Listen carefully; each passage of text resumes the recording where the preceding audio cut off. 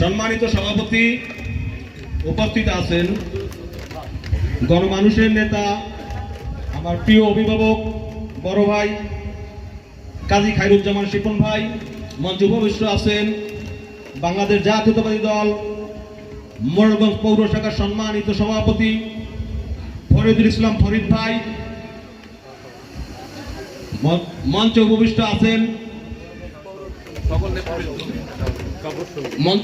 আছেন আমার বন্ধু বাংলাদেশ জাতীয়তাবাদী দল মোড়লগঞ্জ উপজেলা শাখার যুগ্ম সাধারণ সম্পাদক ফকির রাসেল আল ইসলাম, এবং উপস্থিত আছেন বাংলাদেশ জাতীয়তাবাদী দল 11 নং বহুরপুর ইউনিয়নের শাখার বিএনপি, ছাত্র দল, যুব দল, স্বেচ্ছাসেবক দল সহ অঙ্গ সংগঠনের নেতৃবৃন্দ সবার প্রতি আমার সংগ্রামী শুভেচ্ছা ও সালাম।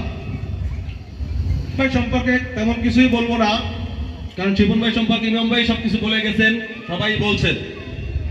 কিন্তু আপনাদের কাছে একটা প্রশ্ন রেখে যাই। প্রশ্নটা হচ্ছে, এখন অনেক 5 তারিখে পাখি দেখা যাচ্ছে নির্বাচনে এমপি হওয়ার জন্য, যারা তাদের কিছু লোক তাদের পিছনেও আছে, হয়তোবা তারাও ধানের শীষের বিএনপি করে, সেজন্য ধন্যবাদ।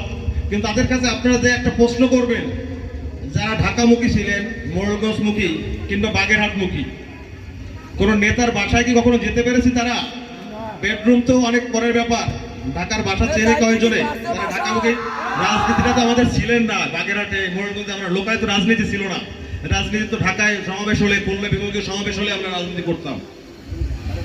আমি দায়িত্ব নিয়ে বলছি, 11 নং বহুরপুর না, মোড়লগঞ্জ, শরণখোলা তথা বাগেরহাট জেলার, যেহেতু শিপন ভাই বাগেরহাট সভাপতি ছিলেন, এই 17 বছর তিলে তিলে গড়া তার যে শ্রম, প্রত্যেক উৎসবে, পূজায়, ঈদে শাড়ি কাপড়, পূজায় সম্মানী, কোরবানির উপহার, প্রত্যেকটা বছর। আর অন্য কোন নেতা কি বলতে পারবেন? অন্য কোন কেউ কি বলতে পারবেন?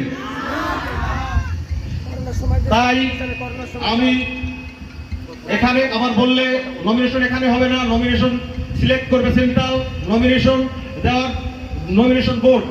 তাদের কাছে হয়তো কোনো না কোনো মাধ্যমে আপনাদেরই গণজোয়ার পৌঁছায় দিতে পারে যে শিপন ভাই আমাদের কাছে ছিলেন, আছে, এবং শিপন ভাইকে আমরা চাই, সামনে থাকবেন। এইটা আপনারাই পারেন।